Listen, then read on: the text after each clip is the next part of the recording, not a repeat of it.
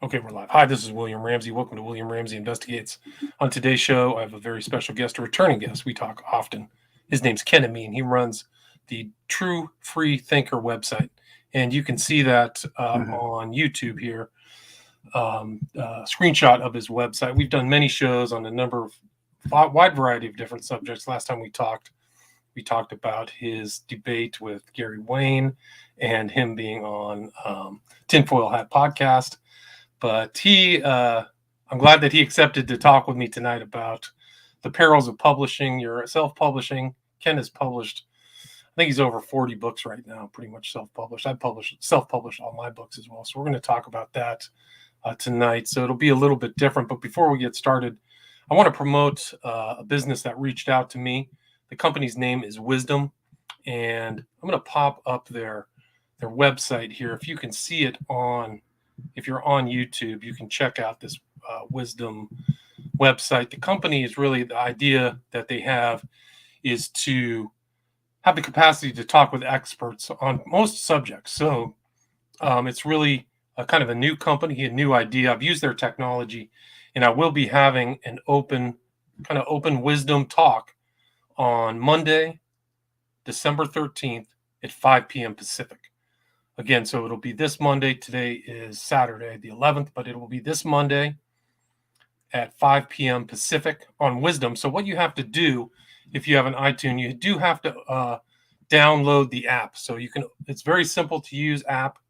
And where you want to find, and I'll put this in the show notes as well, is to go to my handle on Wisdom, the Wisdom app. My handle, you can either type in William Ramsey Investigates, and my handle, kind of like Twitter, is at William Ramsey INV.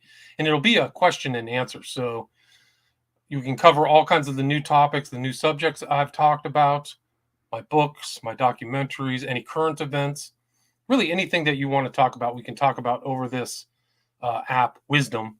And I will, like I said, it will be on Monday, the 13th, December 13th, 2021 at 5 p.m. Pacific. So show up at that time and have the app downloaded. And like I said, I'll have a link to my handle on Wisdom, which is William Ramsey Investigates or William Ramsey INV. And so, please, if you have time, feel free to join me and, pick my brain on whatever subject you want. But again, I'm going to talk to Ken Ammi of True Free Thinker about the perils of self-published. Somebody who's published many, many, many books. And so Ken Ammi, thanks for coming on the show. It's great to talk with you again. Likewise. Thanks for having me. Awesome. Well, I mean, we kind of did the short notice, but like I was thinking you came up with the subject, and I was like, I can tell you my sob stories because I got a ton. I got my own novel or my own book of like perils subjects, but maybe you can talk as somebody who's published tons of books and sending out books. You've told me a couple techniques for people who are out there. What do you, kind of like talk about how many books you publish and how you've done it, really. Oh, if I would have known you would have asked me that, I would have counted, but I haven't counted in a while. I know I'm right around 50. 50, wow. Okay. That's amazing. Now, actually, the first book I ever wrote is not the first one I published. It actually took me a while to publish that one. And really, I never thought I would write any books whatsoever. It's just that one day I found myself writing a lot of articles that were supposed to be for a website on the Baha'i faith, which we talked about, I think the last time I was on. Yeah, two times ago, right? Yeah, and so a buddy of mine just said, hey, you're writing so much about them, so many articles, why don't you just turn that into a book? And I go, well, there's an idea. Well, that was back in the day when I'm sure self-publishing existed, but it wasn't as easy as it is nowadays. I mean, nowadays it's just a matter of uploading a document into a website. And so that's kind of how I got started on the thought of self-publishing. Now, every now and then I get some childish and ignorant person making fun of me because I'll self-publish, because there's still this like stigma, like, oh, you self-publish it because you couldn't hack it as an author, And that just goes to show you have no idea what's happened in the world of self-publishing. There's actually actual publishing houses that now have set up their own self-publishing divisions. That's how popular it is and how much respect it's gained, because people started recognizing that, hey, this isn't just about authors who couldn't hack it. It's about authors who want to manage their own books. I want to own my own copyright. I don't want any of my books to ever go out of print. And so I own my material. I write about whatever I want to write about. And whenever a book of mine needs updating, guess what? I just update it. I don't have to wait to see if the publishing house is going to publish a second edition or a third. And you can avoid all of that stuff. You own it, you manage it, you run it. It's up to you. That's one of the wonderful things about it. Now, one of the perils is that marketing is a huge part of selling books, and marketing is just ridiculously expensive. Right. So, yeah, you can spread the word around the interwebs, and, hopefully people will catch on and help you spread it across their social networking sites and stuff like that. But ultimately, yeah, I mean, if you want to get good at marketing, it's going to get really expensive. So, you do what you can. And that's one of the great things about, especially what you've been doing lately, William, is so many authors, having them on your show with so many books. And I can't believe you even attempt to read that many books, but God bless you for it. Thanks, man. It's Yeah. been interesting. It's definitely mind expanding when you got to read 10 books a week. It's it's a challenge. So, yeah, I mean, that's one of the things for me that I found so enjoyable is, besides the writing experience, and we can talk about the research and the writing in a minute, but just the publishing experience has been interesting, and how it's even changed a little bit. So now, for example, our buddy Zach McGaha, right, who writes fiction. Now, I don't write fiction, neither do you, but he writes fiction. So I was talking to him and some of his fiction author buddies, and I was telling them about how expensive it is for an author to publish a book, and they're saying, "What? You shouldn't need to pay anybody to publish a book. They should be paying you." And I kind of realized, well, I guess that's because you guys are writing fiction, and so there's a recognizable genre, and most of them are horror authors. So it's kind of like locked and loaded; they're ready to go. But people like us writing on relatively obscure topics that are research based, Right. I'm not sure of anybody who's just going to up and give us money to publish our work. Nobody gave me money. Yeah. That's for sure. So that's another part of it, is how much of my own money do I want to spend after I'm the one who put in all that time and energy into the research and writing, right? So that's just another aspect of self-publishing. Right. The publishing itself is free. I mean, depends on what system you use to do it. The one I use is free. Right. So that's another benefit. Have you tried to use Kindle Create at all? Kindle Create? Kindle Create. Have you seen that? That's their new system on Amazon, the software they're using to upload new books. I guess not. What I do is just go in through the Kindle Direct Publishing, is what at least they have been calling it. And then they ask you, do you want to publish this as a paperback and as a Kindle? And you can say yes or no. And so that way, pretty much in one shot, you have it as a paperback and as an ebook through Kindle. See, I thought that they were mandating that you had to use Kindle Create now. Maybe I missed that. Well, I haven't published anything since, I think, earlier this year. So I guess the next time around, which should be pretty soon, incidentally, the next time around, I guess I'll be able to tell you. Well, hopefully good luck, because I think when I published this last book, I had to learn Kindle Create, but I may have been wrong. I may have just blown it and not seen the right the right recommendation. But I don't know, man. Kindle Create was half the battle for me, because I had to learn a whole new problem. And I always use a lot of pictures too, so that is an inhibition for their software on Amazon. Is like, pictures and stuff, and formatting was a real pain. I finally figured out the formatting, but Kindle Create, watch out. If they're forcing you to use Kindle Create, anticipate that. If you need any tips too, for you, I don't know, it might be easier for you, but for me, it was a pain in the, what. But Yeah. Did you ever try to contact or send out your books to a publisher? Or were you I always only, on the self-publishing route? yeah, I got as far as contacting some publishers and getting an idea of how much it would cost, and it would always be costing me a ton of money. I mean, we're talking hundreds of dollars. And I mean, if you think about how I've published 50 books already, there's no way I could even come close to affording that. Right. So that's pretty much what drove me into self-publishing. It's not that I couldn't hack it. I couldn't hack it financially, actually. That's what happened. I didn't have enough money to pay somebody to publish my books. And there And are predatory, in my opinion, predatory non-big publishing houses, not Simon and Schuster or something, but there are some that say, "We'll do everything for you. You just have to select this $2,500 package," or some right, stuff like right. that. So you got to really watch out for Yeah. those people too. If Or then, yeah, somebody told me to try their publisher. Oh, it's free. They do the editing, all this and that. And I said, well, what do they do in terms of marketing? And he said, nothing. Oh, well, then what's the point? That's the main thing right there, right, is that they're going to get behind the book they published and they're going to popularize it. But they did nothing. So, okay, well, then there's no real point for me. right, so that's an issue. And then also the margins that they give you are scarce. I mean, it's terrible. Like at least on Kindle, you get 70% of what you sell on KDP on a digital copy, and then there's a certain amount depending on what you charge for a paperback copy. But the publishers I talked to, man, they were telling me the worst stuff. It was the cheesiest deal. And another element also is very important to understand is control. Just like you said, you can update Right. it when you want, but some of these people you could potentially set your manuscript in and they would edit it into a different book potentially based on politics or anything like Right. that. So yeah.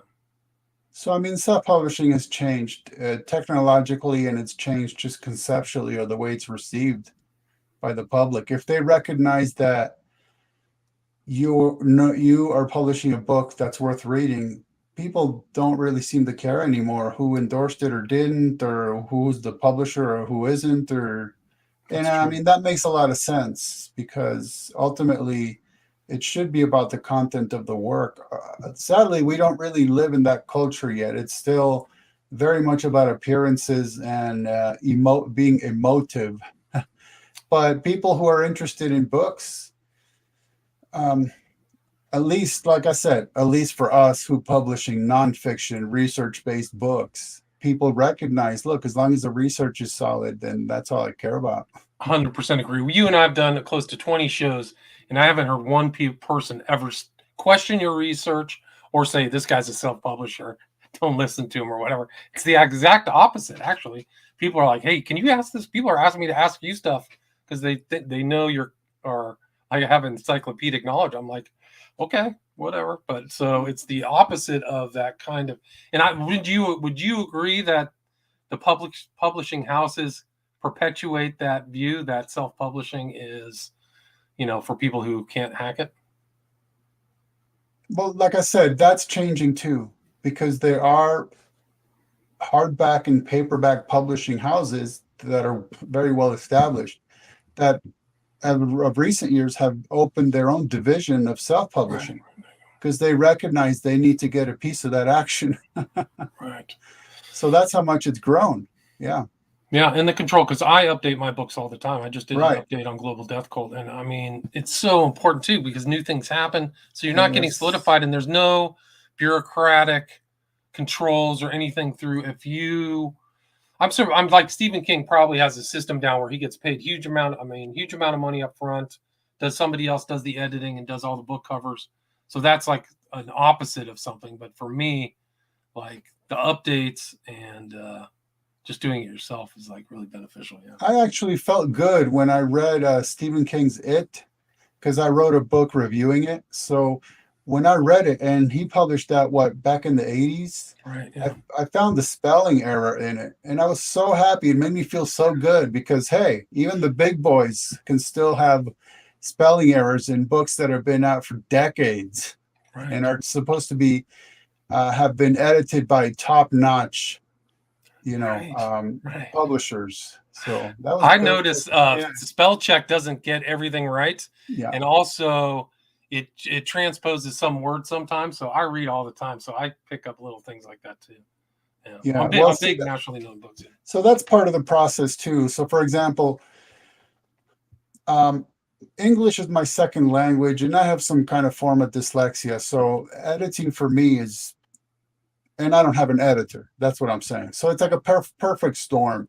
So editing for me can be really tricky because there's literally things I can't see, or they look different to me. So for example, whenever I write a book where I'm talking about angels, I always make sure when I'm done, I'll do a word search for the word angle, because I'm sure somewhere down the line I wrote angle instead of angel and stuff like that, right? But see, spell check is getting smarter, but typically it didn't catch things like if you wrote form versus from, Right. because they're both spelled right. It's just that it had to get smart enough to determine that the grammar, the grammatical context, is what lets the system know, okay, wait a minute, this is spelled correctly, but it's the wrong word for this context, right? Right. So that's getting smarter. And so what I'll do is I will use spell check as I'm writing, and then maybe I'll run it through something like a Grammarly or something like that. That is smarter, typically smarter, because it knows the grammar. And then I'll just print it out on good old fashioned paper, and I'll read through it and make editing marks by hand. Yeah, I know you do the same thing. Yeah, no doubt. And you have to hit it from various angles to try to catch everything. It's true, but I think that editing process after writing is really important because it actually tightens up the prose, because I don't just notice the spell check. I just notice sentences that aren't as clear, or a better word comes across. So it's almost like you're going through that process of writing. I mean, you've written so many books. Like I would do the research myself. That's how kind of my books are risen. But what's your strategy really it's just super productive. And it's hard to believe that English isn't. I always forget that English is your second language. It's hard for me to believe. But what's your strategy to really get that production going to write those books? Like, how do you set time aside? Are you a morning writer? What do you do? What's your kind of technique? Yeah. Well, one thing I was going to add to the end of that point we were making is that early on, I used to rely on programs that would read text to you, right? So then that made it a lot easier because you're just listening to something that you wrote, and then hearing it was a lot easier to catch errors. Interesting. So that's another thing. That's another option. For me, it kind of depends. So for instance, I might go through a period where work is really busy and I got kids in soccer and I got stuff I got to run around to do. Everything's busy. And then times where things kind of slow down a bit. So it kind of depends. But typically I'll get writing in whenever I can. Right. So you're like at night or something. Yeah. Yeah. Like, I mean, if I'm going somewhere where I need to sit and wait, doctor's office or wherever, picking up groceries or who knows what. If I think I'm going to be sitting somewhere for a while, I'll bring something to read or something I've written to edit. I mean, I'm kind of just using any moment that I possibly can to do that. But so I'll give you an example. When I was researching for my book, Nephilim and Giants as per pop researchers, I mean, I've plowed through maybe 80 books in the research for that. And I say plow because you know that research reading is different than regular reading, right? It doesn't, research reading, you're not necessarily reading books cover to cover. You're just kind of going to the books to derive certain bits of information. Correct. That's correct. So yeah, I plowed through like 80 books. Some of them were digital, some of them weren't. And I took a speed reading course. I cannot claim to be anywhere even close to a speed reader, but the one thing I did get out of it is how to skim. So that was very helpful. You know, you just kind of look up and down pages and you're able to catch things and determine, okay, yeah, this is definitely a page I need to stop and actually read word for word, or no, this is nothing. Okay, and you go to the next one. But for me, also, whenever I have free time here and there, whether it's when at home in the evenings or even at work, whenever I just need a minute to kind of take a break from what I'm doing and have some what I would consider enjoyment is doing some writing. Right. I mean, did you? Yeah. When was your first book published? Do you remember? That, I could check really quick. just curious, because like my first was what 2010. I think that was when I did Prophet of Evil. So I've kind of my techniques have gotten better, which is always break it down your book into chapters and then write those chapters and then put them back together at the end, because I find that to be much more manageable and it avoids editing mistakes. Like my books run longer, 300, 350 pages. So that technique has worked for me in editing and just writing in general, is to kind of break it down. It's like a Buckminster Fuller idea where there really isn't a complex problem. You just have to break it down in smaller parts. And that's my recommendation to people who are just starting writing, is just write a paragraph a day. Don't even try. Don't think about, I'm going to write a 400-page magnum opus or whatever that is. Just do a paragraph a day and start putting these things together, and you'd be surprised. And then the ball starts rolling, the snowball starts rolling down the hill. So that's what I recommend if anybody wants to start writing it. It looks like my first one was published 2017. Really, that recent? Yeah. How long have you and I known each other now? I thought we went back at least like 6-7 years. Yes, but I think that I hadn't published any books yet. Oh wow!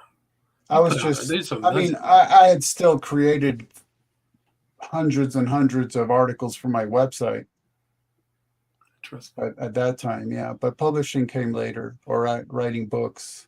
And you're on YouTube too. I got to put your YouTube channel on. Yeah, although you've done a lot of YouTube stuff. If I had the time to download and re-upload all my videos, I might start a new channel, because man, mine's got strikes, and I was just told the other day I'm being shadow banned in the comment sections, and it's such a mess. Sometimes I just don't want to bother with it anymore. No, YouTube is a mess. My suggestion to you is get on YouTube and then sign up to an account on Odyssey and Rumble, and everything you put on YouTube automatically gets distributed to Odyssey and Rumble right away. So all my stuff is backed up. So I never have to worry. I already got a strike. I did a show with this guy Truthhold, and we were talking about elite pedophile child trafficking, and I got a strike for cyberbullying. So if we're in a country where you can't insult elite child rapists, like, YouTube is gone, man. People are terrible. Like, they've blown it, man. It's actually not funny. It's disgusting. But like, that's what they came after me for all of my content. That's my first strike on my version 2. So anyway, that's a whole nother story. So yeah, people have to be really careful. That's the other thing about books, man. You lose control. You may not have, they could do stuff. When I first was sending out Prophet of Evil, I was not a known author in any way, shape, or form. I was not even a known person. It was 2010. I was writing it and printing out my book on a printer. And I think that some of these people, probably shouldn't name their names, but people would know who listen to my stuff, like, oh yeah, we'll give you 10% of net or something, like just the worst shave imaginable, like a Christian ripoff shave. Like, whoa, man, I bet I could get a better deal from like an ex-felon or something. Wow, that's nothing. So that was one of my incentives to go it my own way. So there's some good comments about writing and all that. Let me just say a couple things. One is, I've encouraged people that if they want to write a book and they don't want to publish it, they can still do that, right? Because when you go into a self-publishing system, you're not forced to hit publish. You can just upload it and print like an author's copy. So let's say you just feel like writing your own poetry or just family stories, and all you want is a couple of copies to hand out to your family, or recipes or whatever, anything you want. You can put it through a self-publishing system, and just don't go all the way to the last stage where you're hitting publish and then it's out there. Just don't do that. Just publish. Have a few printed for your own use, for your own enjoyment. And now there's someone commenting on, Yeah, Lee is saying I find the research very rewarding. And yeah, that's part of what I think keeps me going is each book is such a different experience for me. So like the one I was just talking about, Nephilim and Giantess per Pop Researchers, since it was a book that was meant to mostly critique the work of the pop researchers, that's why I plowed through so many books. And I ended up with 400 pages just worth of quotations. Okay. So now what happened with that one is when I was done with my research and I was ready to actually get down and write, that's when the initial COVID stay at home orders were passed. March. And for me, that was perfect timing because then I was sent home and I was just writing and writing and writing and writing.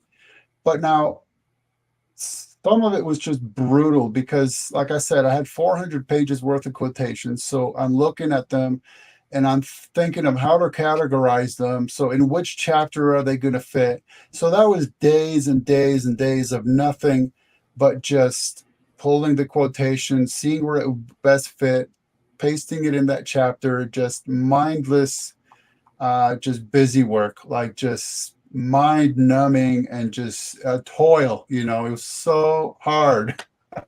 But then once I kind of got everything situated, then I started writing, and that was just so much fun.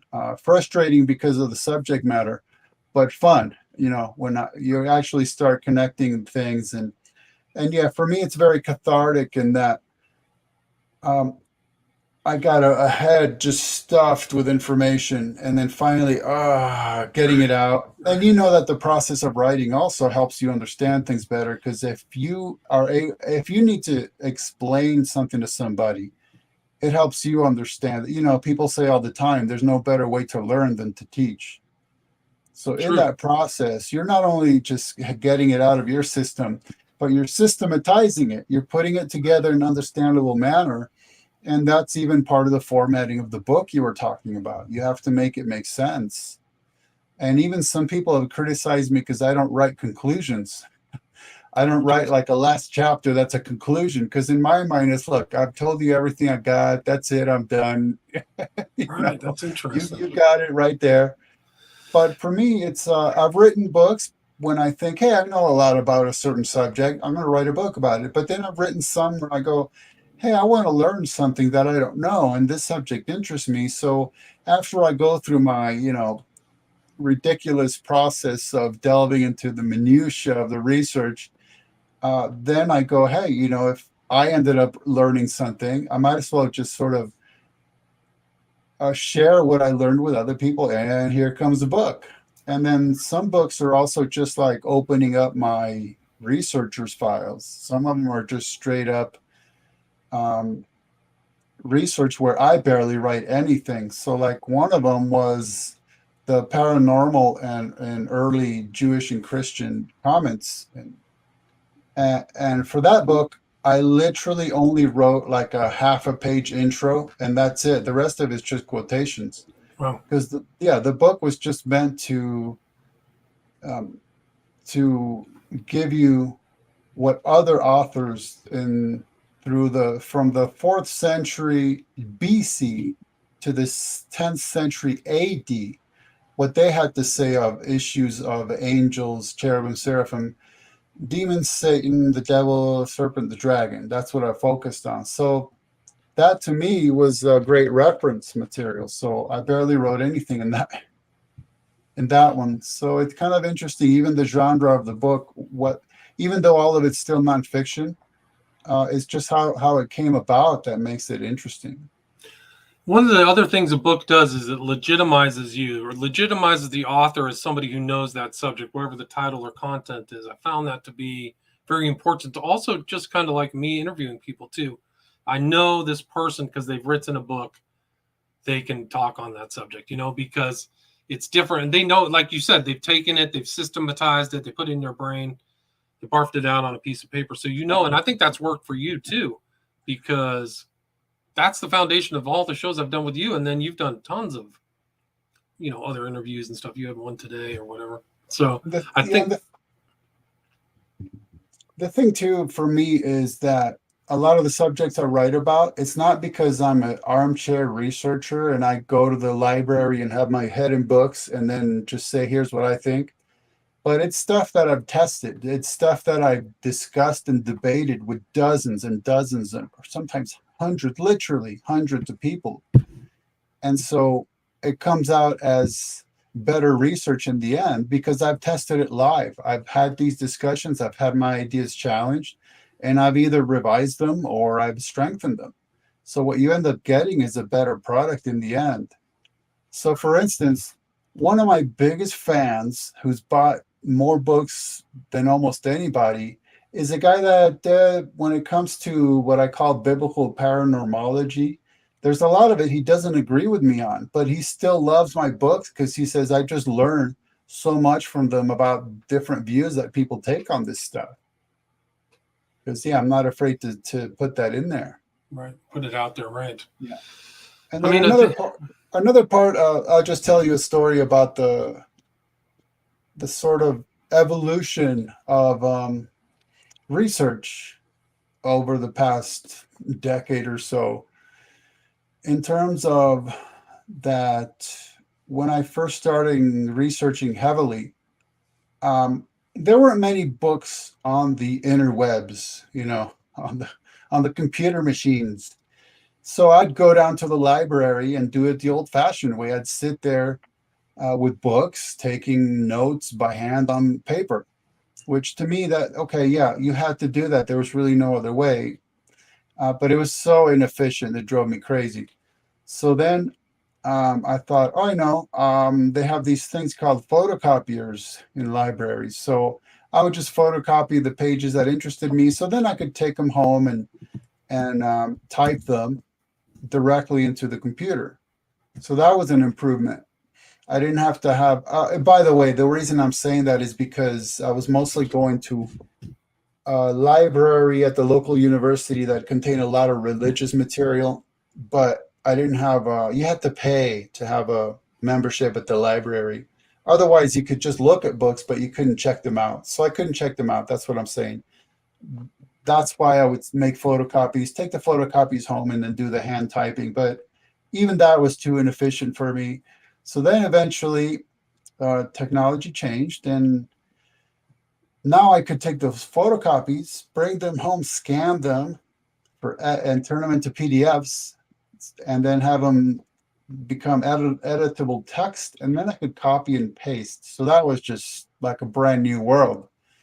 Now I could go through so much more material, and instead of hand typing quotations, I could just copy and paste. And that was really a game changer in terms of the efficiency, because I remember spending hours at the library, just hours and hours and hours, where then by that time also more books were available online, and it just became so quick that there's times nowadays where once I get it into my head what I want to write about, it might take me one single week and maybe two.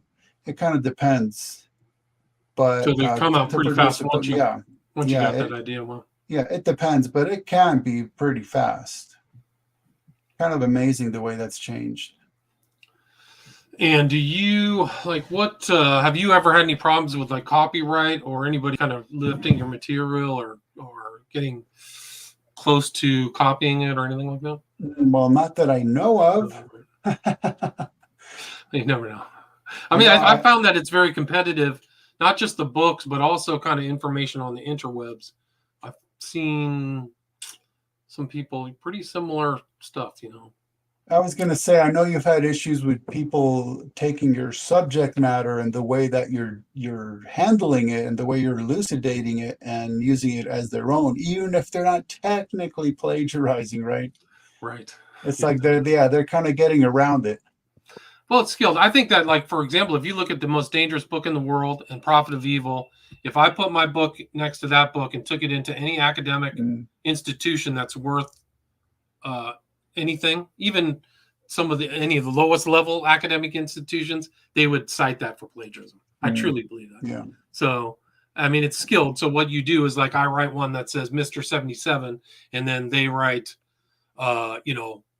Mr. Leroy or something. They interpose that. So that book I mean, for me to hear that, like when I hear like comedians hearing their stuff ripped off, like that's the way I feel when I hear them on the shows, and they're on the shows even this year. So tinfoil hat, I'm just like, ee. And the really scary thing, that book in particular, is like, I think Lavender really was the real writer, not the guy who's out talking about it. But and then the excise, like my book, I think has a lot more integrity to the author, and they excised a lot of stuff about Crowley out of that.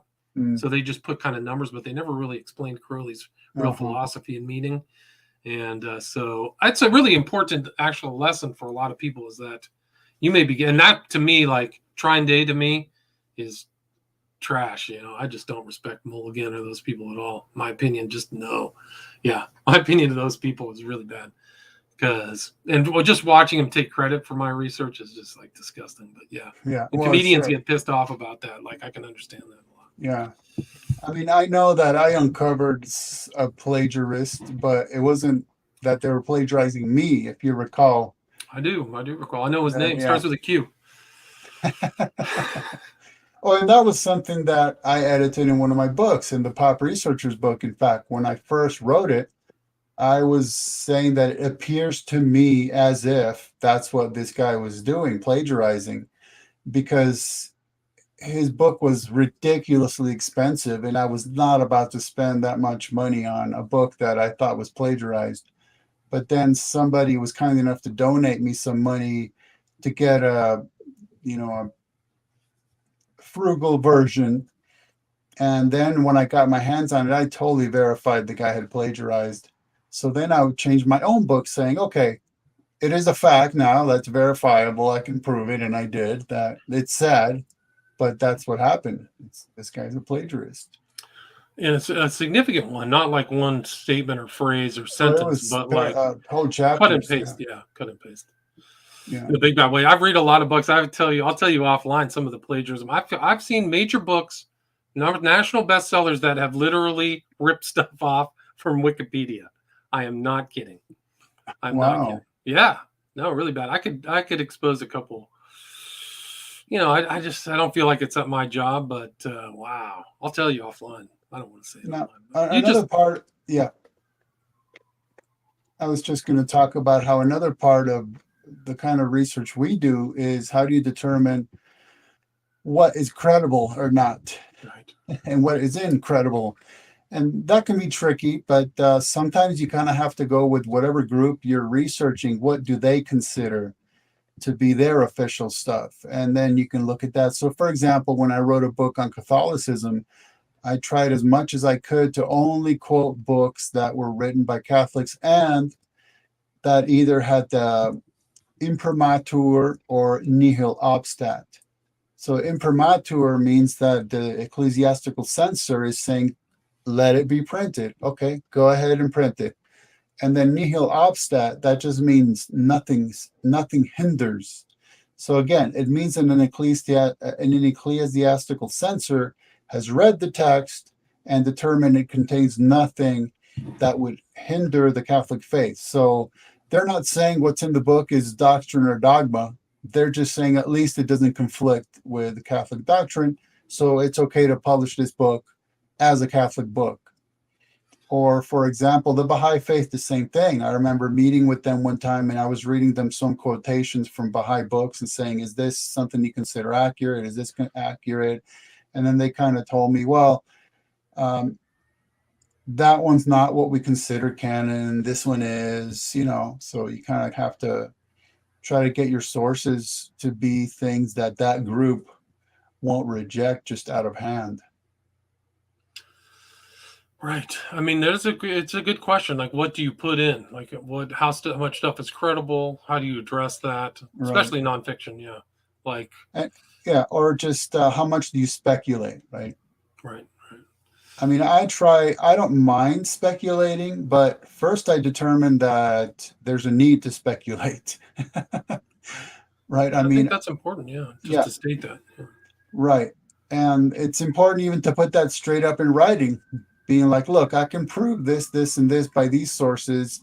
Now I'm just going to speculate a bit because there's something between these two data points that there's not a direct line, but it kind of seems there is. I can't really prove it though, so I'm going to speculate. So see, first you have to determine you have a good premise for speculating, because I hear a whole lot of speculating just because people are trying to make something out of nothing. It's like, well, no, that's more like tall tale.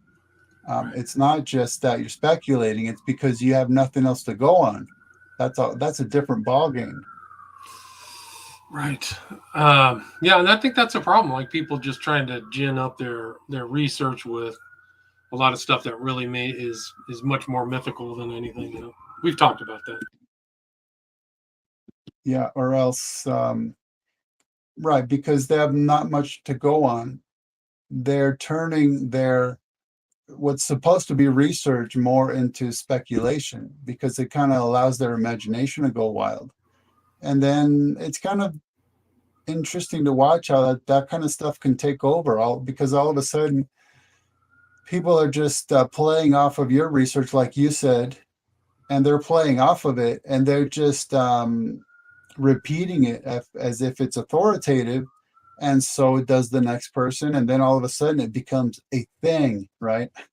Right. Yeah. I mean, they're yeah.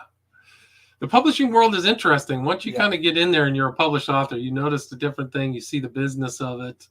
You see, ear tickling. You see, you just see different angles of a lot of stuff. A lot of you can tell. I mean, for me, a lot of, especially kind of in the theo sci-fi arena, people are putting out content. I think for reasons that and values that overarch integrity and sobriety to the truth. Well, So, I was I had a discussion with an atheist the other day. He goes by T Jump. His name's Tom Jump.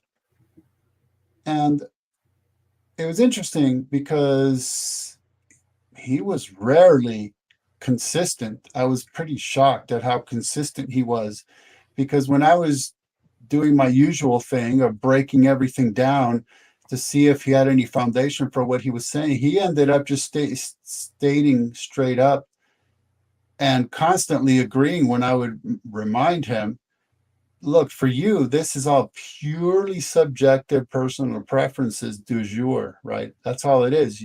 You're not saying anything's absolutely objectively right or wrong or accurate and inaccurate. You're just saying for you, this is purely subjective personal preference. And in fact, he said it's fun. That's why he's doing it. Fun. He's an atheist activist for fun, subjectively, because he recognizes that's all he has to go on, right? And I thought that was really fascinating. But anyhow, I pointed out to him that some atheists are out there making a living off of their atheist activism. And he says, well, yeah, I'm making a living off of it. I'm like, wow, I wish somebody could tell me how, guys like us could make a living off of it. But there are people, and again, I can't speak to the motivations of anybody, but it is a fact that some people are out there making a living off of the stuff you hear them saying and publishing. right. So, something that we would have to consider is, well, how successful could we become to the point where we're willing to sort of trade in our integrity for our paycheck? I mean, because I've known people who have quit their regular jobs because they started making a living online. Right. So what happens then if Right. if something threatens your ability to make a living online, such as having integrity or being corrected or challenged and being shown that you don't really know what you're talking about? At what point do you say, well, okay, see you later, cyber Right. world. I'm going to go back to get a real job. But this why part of why there's these sort of hedges of protection around certain people. They become so popular, you can't touch them anymore. Right. You can't confront them to their face and challenge their views. And however graceful a way you would still be doing it, you can't even get that far because they're just so beyond you that there's no way to even reach them. But isn't that with a lot of ideologies and philosophies, different sides of the political spectrum? These people have found a way to make money. They have a set audience. They're not going to change their ideas. They're not going to go from right to left or have a nuanced view. Or an atheist who admits that to you is pretty shocking. Like, this is just my position, totally subjective, and I'm making good money. I've got all these other atheists giving me cash. My Patreon is strong. And I think that's an important kind of, in the marketplace of ideas, that's an important thing to understand, is these people may not have any integrity at all. So you could literally be like, this guy's he's a terrible human being. He's just a grifter making money. He doesn't have any integrity. He doesn't care. Again, this is somewhere I am speculating because, like I said, I don't know the motivations of all these people, but I'm just saying that is something that's sociologically important to consider. Yeah. Is once you're literally making a living off of what you're saying, and I've actually had Kev Baker, Kev Baker. Yeah, no, Kev Baker, yeah.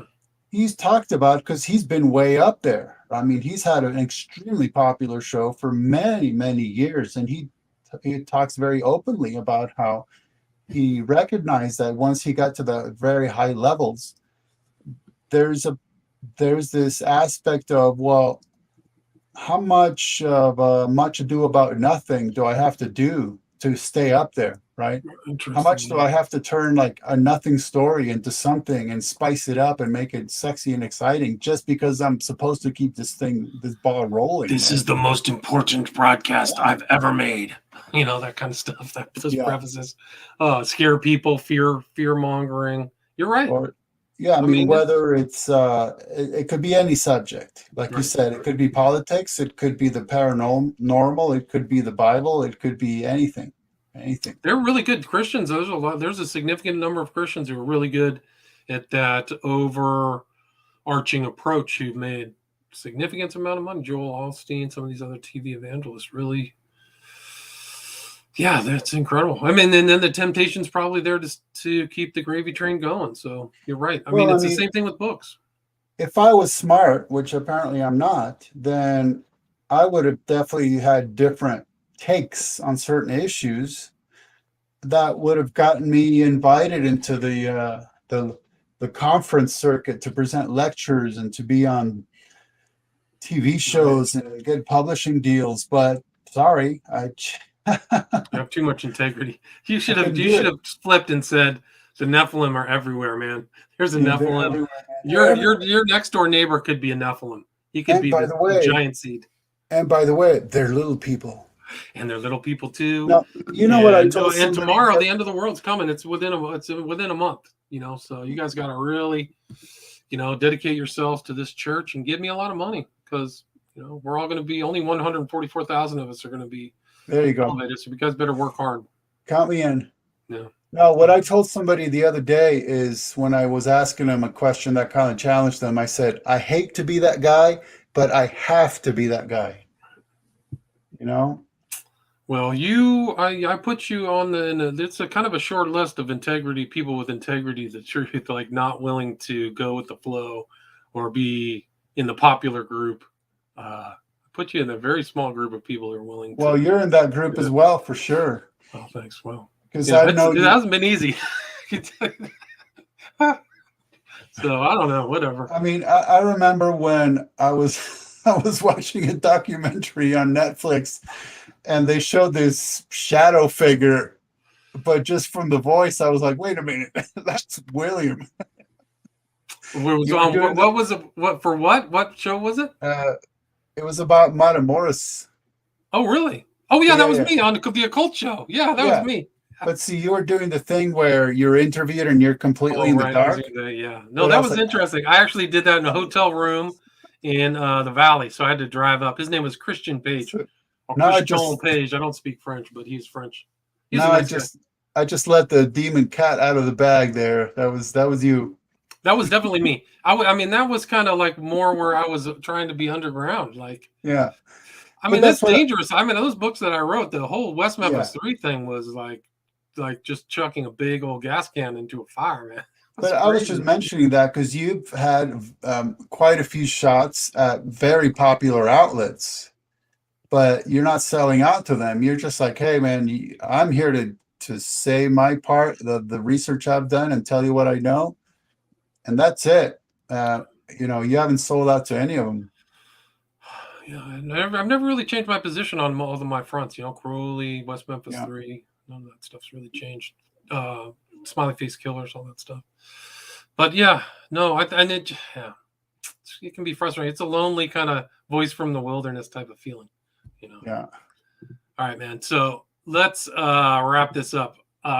It's always great to talk with you. Time passes fast. Likewise. And in fact, let me just leave you with one more thought. Is like you said, we're putting each other in the camp of integrity, and you're definitely maybe the only person I've known online who I can consistently rely on. Anytime I contact you, you either help out or you pass information along, or you're just like, hey, how's it going? And that's something important, because there's not many of us who are doing really weird research, and sometimes it gets pretty lonely. So I know consistently, anytime I reach out to you, I know you're going to be there, and I deeply appreciate that. No, I appreciate you, man. You're a blessing to me, and Likewise, I'm glad that God put us together and our friends. Exactly. So yeah. Really, it's always great to talk with you. God bless you. Good luck in the publishing. If you need anything, let me know. I'm going to put my wisdom thing in the show notes. Check it out Monday, 5 o'clock Pacific, 5 o'clock p.m. Pacific. So you can just use your phone. Ask me anything you want. God bless. See you. God bless. Bye-bye. Cheers. See you. All right, cool. That was great.